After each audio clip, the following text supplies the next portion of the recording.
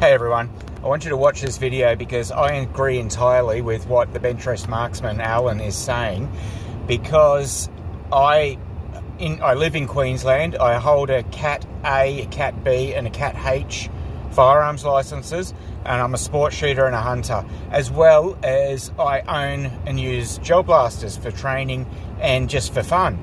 Now, the authorities are starting to come for our toys, so to speak, and just overall subscribe to his channel and give him a bit of backup.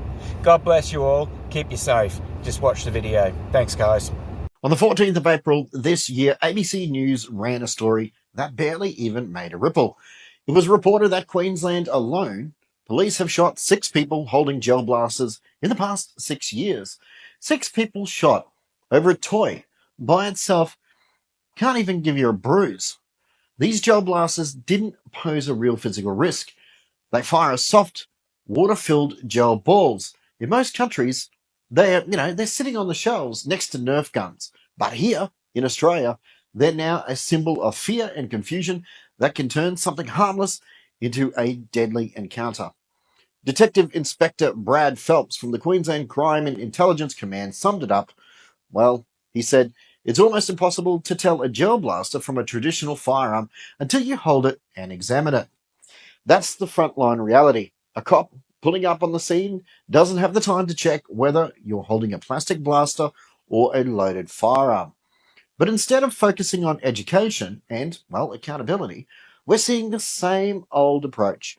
Blame the object, not the idiot that is misusing it. Did you know there's a few ways that you can actually support this channel? Down below in the description, especially becoming a member, because at the end of the day, it is not YouTube's algorithm that's going to keep this channel going. It's you.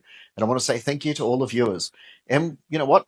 We need this more than ever. Now, you might be sitting there thinking, I don't play with gel blasters. Why should I care? Well, the crackdown isn't just about toys. It's about that steady creep of control over how we are living. We're seeing this all the time. And they're controlling what we own as well, and how much freedom we're trusted with. Let's just look at South Australia. On October 8th, 2020, they reclassified gel blasters as a regulated imitation firearm. That means they are now treated as a Category A firearm. So what does that mean? Well, in practice, you need a firearms license to own one. You have to store it as the same as a real firearm, and you can't just buy or sell them like a toy. They gave people 6 months of amnesty to surrender them or apply for a license. That ended on April 7th, 2021. I've seen a story about a shop owner saying he, lost over $15,000 in custom blasters. No compensation, no discussion. Just hand them in or risk jail. And what about Western Australia? Total ban since 2021, up to 3 years in prison for a simple possession. Victoria, well, banned unless you have an official firearms license and meet strict replica laws. In New South Wales, they're classified as a prohibited firearm unless you get a permit. Most people don't even bother. It's just too risky. But in Queensland, they're still legal for now. But even here, it is a minefield. Since February 2021, it is an offence to carry a gel blaster in public or even point it at someone. You can't even leave it unconcealed in your car. And if you think that the laws are clear-cut, well, think again. I've read comments the other day and they pretty much nailed it. If gel blasters are firearms because they look scary, then Hot Wheels should be registered as a real car. That's it. This isn't about safety. It's about creating a culture where looking scary is enough to justify criminalization. So let's be honest about who this actually really hurts. It's not the criminals and it's not the gangs. It's ordinary people. The father who wants to play with his son and get him off the PlayStation and out in the backyard. The bloke who saves up to join a skirmish team for fitness and community. The shop owner who built a local gel ball community from scratch, running weekend games and fixing gear and providing safe places to play. Take Scott Mason, Secretary of Airsoft Gel Ball Paintball Association of Australia. Well, he said, "We have defence, police, families doing it for physical fitness and fun because it gets the kids off the game consoles." But the authorities, they don't want to talk about that. Instead, they want to paint every gel blaster owner as a potential criminal. We saw it with the Nepean Police Area Command post. They uploaded a picture asking people to spot the gel blaster. The comments were unreal, and one actually said, A cake that looks like a handbag is still a cake. Another said, my Hot Wheels look like Ferraris. Should I get a speeding camera fine for that?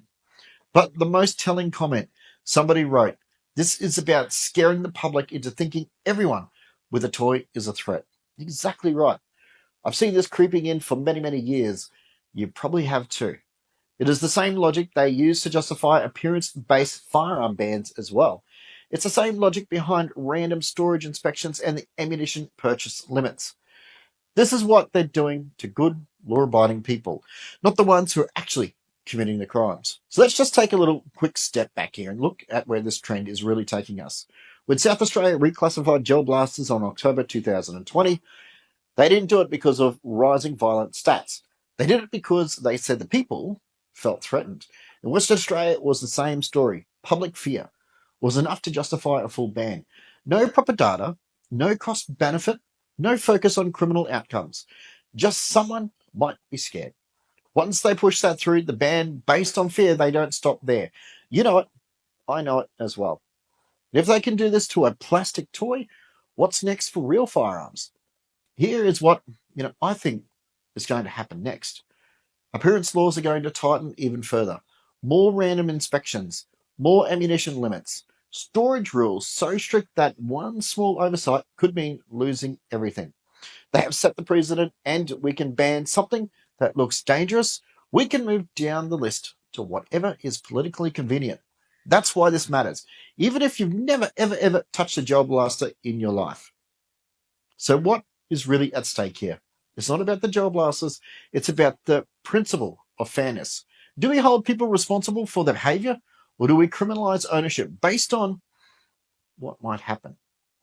Do we trust adults to make decisions, or do we believe that the government should control every detail of our hobbies, tools, and our sports? Every time we accept a new appearance restriction, we tell them, hey, it's okay. No dramas at all, mate. It's okay to decide for us. Treat us like children. We can't be trusted. We've already seen where this leads. Legitimate sporting shooters treated like criminals. Law-abiding gel blaster owners forced to hand in their gear with no compensation, and small business owners are destroyed overnight. That's not public safety. That's fear-based policy and control. If we want a future where kids can still play outdoors, where mates can have gel ball games on the weekend, and where hunters and target shooters aren't forced underground, we have to draw the line. We have to keep pushing back with the facts, logic, and calm courage. If this video has clarified to you what's really going on, send it to somebody who still thinks, well, it's just a toy, or it doesn't affect me, because it absolutely does. Check the description if you want to support the channel, becoming a member, grab a shirt, or simply share this video. Thanks for sticking with me to the end. I'm Alan, this is Bentress Marksman, and together we'll keep defending the fair go, one fact, one discussion, one video at a time.